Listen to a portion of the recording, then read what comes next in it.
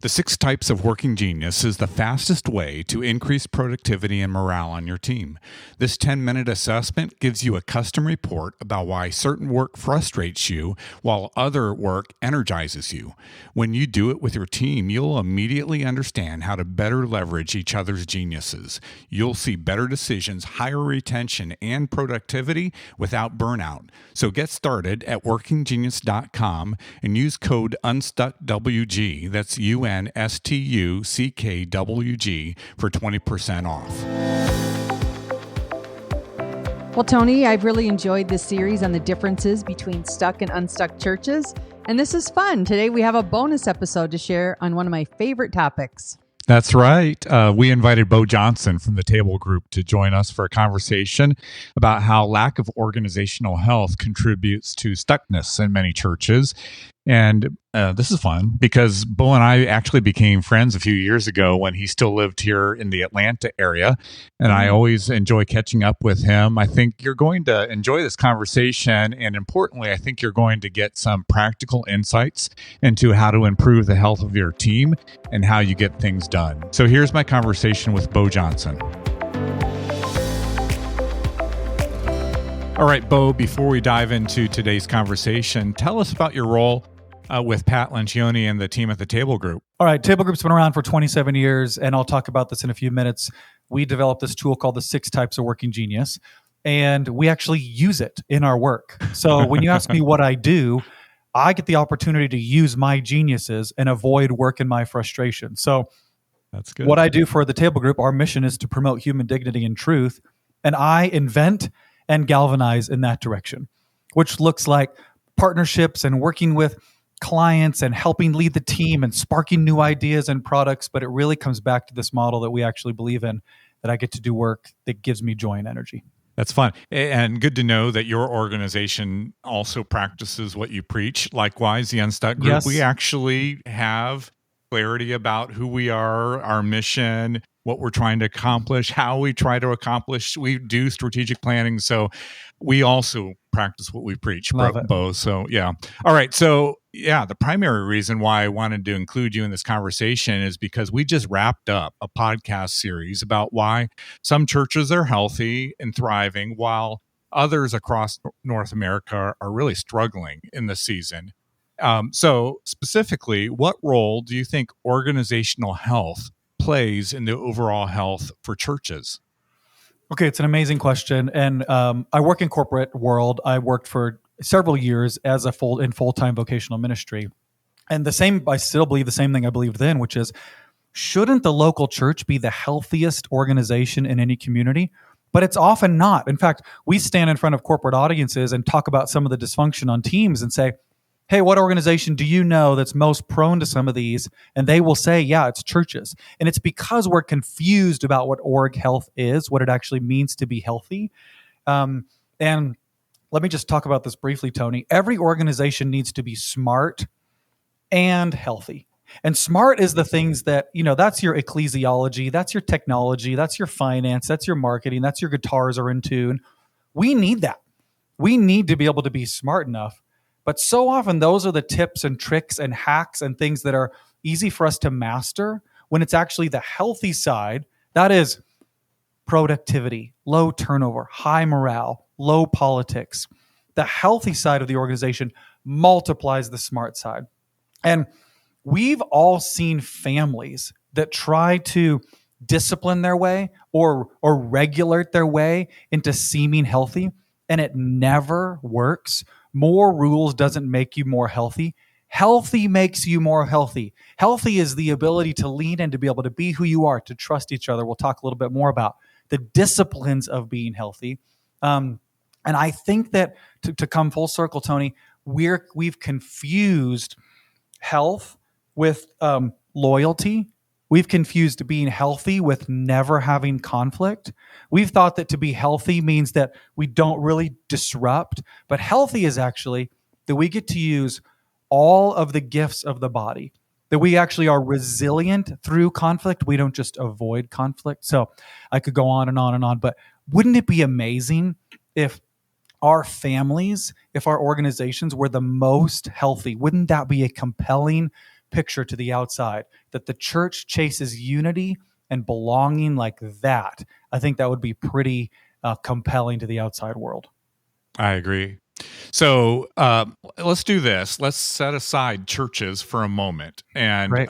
I want to learn from how you help businesses, marketplace organizations. So let's pretend you were called to help a business with its organizational health. What would you focus on to gain clarity and alignment within that team, Beau? Okay, so the table group, we don't have to pretend because we do this with hundreds of companies a year, Fortune 40 companies, big, small, startups, pre-existing companies, some of the largest in the United States. And I say that to say it's going to sound like a churchy answer, but it's the answer we use with corporations and it works. So there's 4 disciplines of organizational health. The first is you create a cohesive leadership team. And the first discipline of creating a cohesive leadership team, the first behavior is that you build trust. So when we sit in a room with executives of multi-million-dollar companies, the first thing that we do is build trust. And I'm not talking about predictive trust. That is, I trust you to create your Excel spreadsheets, or I trust you to be able to do your hiring with integrity. It's vulnerability-based trust. It's the willingness to say, I'm not doing very well. I need your help with that. I'm struggling in this issue.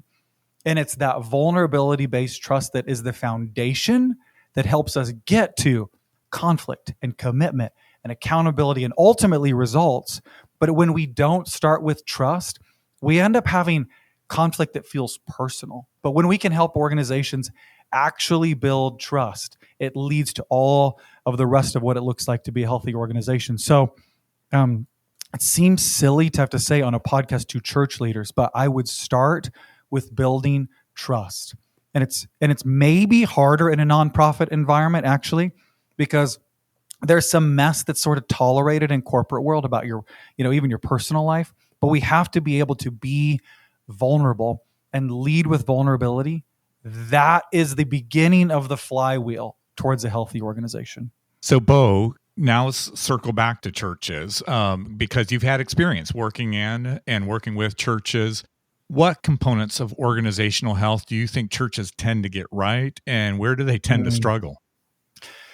So they tend to get one thing really, really right, in my experience, is churches are really good at clarity of mission and communicating it. In my experience, my wife and I have lived in 5 states. We've gone to lots of different churches. Mission tends to be pretty clear. And thank goodness Jesus made the mission pretty clear. So our mission should be pretty clear. And pastors are pretty good at communicating that compelling vision. And do they need to refine it and get better at it? Sure. But compared to so many organizations, churches know why they exist. But we tend to be objectively terrible at 2 parts of creating a cohesive leadership team, which is we are really bad at conflict and we are really bad at accountability. And what ends up happening is we have this artificial harmony that just kind of exists and is maintained inside of leadership teams, inside of our church organizations. And I get that it's scary to push through there, but it is creating and allowing dishealth or unhealth. Dishealth is probably not a word, because of our fear of conflict. And when we think about this, Tony, when you work with a leadership team, which you guys do this all the time, when a leadership team is unwilling to have conflict, all they're doing is passing the conflict on down the line. When they're unwilling to have the hard conversation about what they're going to do, like we all learned in seminary, a mist in the pulpit becomes a fog in the pew. The same thing is true when a leadership team won't have the kind of conflict they need to have. They're just handing the trouble to their mid-level managers and to their volunteers and to their attendees. So we have to be willing and able to lean in to have better conflict. That will help us be able to hold each other accountable in a way that actually feels more peaceful. But in summary, churches, great at vision, not great at conflict. I hate to break it to you, but I'm a little concerned that unhealth is not a word either. We're going to have the grammar specialist in our audience. Dishealth, unhealth. Yeah. I think not healthy, but unhealthy I don't know. is definitely a word. So my bad. All right. Well, let's talk about, you mentioned building a leadership team. First of all, why should building a healthy leadership team be a priority for churches? Okay, amazing question. I think in church leadership, I don't know if you've experienced this, Tony, but I felt a tension between two things. Is when we read the New Testament, the Apostle Paul in particular talks about this wide variety of gifts that are present in the church. And when you read about the gifts of the church, you're like, yes, we need all fivefold of those gifts. So we need all of the different spiritual gifts for our church to be thriving. But we've also experienced that following a team of 5 people is really complicated and difficult. So here is my advice, and here's what we say to corporations and to nonprofits. In fact, I met with my local church pastor this morning and was talking through this with him. What we'd encourage you to do is to say, the leader, the lead pastor, leads the team, and the team leads the church. The lead pastor leads the leadership team, and the leadership team leads the church. And that will allow us to be able to benefit from all of the gifts on the leadership team, and to be able to have balance, and to be able to have people who can speak into different things while still having point leadership. So that allows us to be able to practice things like mutual submission on the team. And when you have a leadership team, that group shows up to that meeting, not with their children's ministry hat on, or their worship hat on, or their executive pastor hat on, but with their church hat on. Meaning, I'm not showing up like the United Nations, advocating for my little corner or my pie. No, I'm actually showing up like I'm an Olympic basketball team that says, I don't care if I have to come off the bench, and I don't care if I don't get as many rebounds, because what we're chasing is the same goal. There's one scoreboard, and it matters whether or not we get that score a lot more than I get my individual stats. So that's what a leadership team looks like, is a group of people who carry the responsibility and stewardship for the church. That group is led by the leader. Does that make sense? It sure does. So, Beau, I'm sure this is not a surprise to you, but at the Unstuck Group, we really believe it's critical to make sure there's a good mix of strengths on a church's leadership team. And one of the tools that we use is Working Genius, which I know you're familiar with. So for those that may not be familiar with Working Genius, so why don't you just start by explaining, what does that tool do? How can we use that? All right. So I'll try to do this quickly. Church is a lot of work. Okay. Leading a church is a lot of work. Children's ministry is a lot of work. And all of us get joy and energy from different parts of that work. And that has bothered us for a little while. In fact, it bothered our founder, Pat Lencioni, so much that he said, why is that? That some work that I get to do is life-giving, and some of it is so draining to me. And there was no other assessment tool that was really helpful to there. I'm an Enneagram 8, I'm an ENTJ, right? Like, I can know about myself, but that doesn't help me know what type of work to do. So Working Genius is the tool that helps us understand what type of work is tiring to the people around us and is life-giving or energizing and fulfilling to the people around us. And when we know that, we're better able to tap into one another's geniuses. And again, so that work goes in order, Tony. There are 6 types of Working Genius that go from high elevation, ideation, seeing potential, the phase of work that we would call ideation, all the way down to activation. And there's 6 geniuses. And when I know the geniuses of the people on my team, I know when to submit to them. I know when to involve them. And I know when it's my turn, when they actually need me to step up and use my gift. So that generally is how Working Genius works. You have 2 geniuses. You have 2 of the geniuses that are really frustrating to you, and 2 that are in the middle. And the assessment will, in 12 minutes, reveal what those are to you. And then you as a group can get together. This can actually help you build that kind of vulnerability-based trust we were talking about, where you discover the geniuses of the people around you, and you're able to be vulnerable about the areas of work that are really draining to you. Oh, by the way, Beau, what are your geniuses? Oh, my geniuses are invention and galvanizing. Okay, so we're close. Mine are invention and discernment. And so we would actually complement each other pretty well, it sounds like. We would. And then we would need some folks who have enablement and tenacity to be able to get things done. And we really need the first genius, which is wonder, to help us really make sure we're slowing down and paying attention to potential and opportunities. All right. So again, working genius, great tool to discern. You see how I did that? If we have the right mix of strengths on the team to help us get work done. But what happens when a leadership team has a gap around one of those geniuses? Yeah, well, if you have a gap in geniuses, which many do, especially if you have a small team. In fact, every marriage has a gap because there's only 4 geniuses possible. If you're only married to one person, which I hope you are, then you're always are going to have at least 2 geniuses that are missing. What happens is you get stuck and you cut corners. It's the place where you're missing each other, where you get lost. And here's the worst thing, Tony, is when that's happening and people don't have language for it. So what Working Genius does is it gives you language and understanding to know, oh, we need galvanizing right now. We're all so tired because none of us are galvanizers. We know the right thing to do, but we need help from somebody to help us galvanize. Or a team that's missing tenacity might say, we keep getting really, really tired at the end of projects and we keep starting new projects when we needed somebody to help us be able to finish. So Working Genius can give you instant awareness and language around where you're feeling stuck, lost, bored, and where you're bumping into invisible barriers that keep you from really connecting and trusting each other and being productive. Yeah, and I get this actually helps to close the gap that I hear in some of the conversations I'm having with senior pastors, Beau, because they'll call and the first thing they say, hey, I have great people on my team. This is not about the quality and character of the people on my team. I just know something's missing.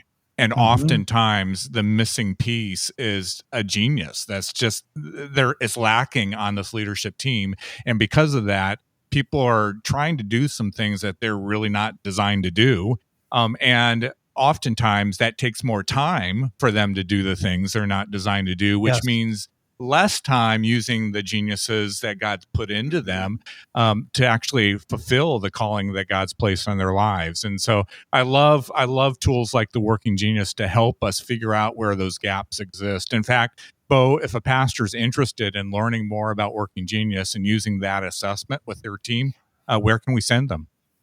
Well, I would send them to you, probably. I'd say the cool thing is we've partnered with the Unstuck Group, so you guys have people that are certified in Working Genius that can help a team to be able to do some initial diagnosis there and do deeper work. Of course, you can take the assessment at workinggenius.com and find out more there. But honestly, the best thing would be to have a trusted guide of somebody who can help understand the whole context of your church and then how you can use this tool. And can I make one more comment about something, Tony? I know that churches, when you hear about tools like this, you might think, okay, so I find out that I have a gap on my team. I can't necessarily just go hire somebody. That's true, but you will be able to discover that there are people around your organization, 1 layer deep, 2 layers deep, a volunteer where you could borrow their genius. And here's the cool thing. We're in a world where burnout continues to be an issue for church staff. Our experience is burnout is not about how much work you're doing. It's about the type of work you're doing. So giving somebody an opportunity to do more of their genius isn't going to burn them out. It's actually going to energize them. Well, again, this whole podcast series has been about helping churches find health, for them to have a greater kingdom impact in their communities, and more importantly, specifically in people's lives. And Beau, as we are wrapping this up, any final thoughts you want to share about helping churches experience both health and growth going forward? I guess I would say this as somebody who was in vocational ministry for almost 10 years and now out of it. I see so clearly now what it was hard for me to see when I was inside, which is that Jesus promises that he will build his church. Yeah. And he is really, really good at keeping that promise. We live in a part of the country that's very unchurched, and God is so faithful, even in rural Utah, to building his church. He said he'll build his church, but his invitation to me and to you is to follow him. And I think it's so easy to get that backwards and to think it's up to me to be the one building the church, when Jesus has just invited us follow me. So the pressure that we feel to keep up or to keep growing or to catch up to somebody else, I think I would just invite all of us to set that before the Lord and say, God, what I want to work on and focus on today is following you. Well, Tony, it was so great to hear from Beau. And by the way, I love his name because, my grandson's name is Beau. There's not a lot of them out there.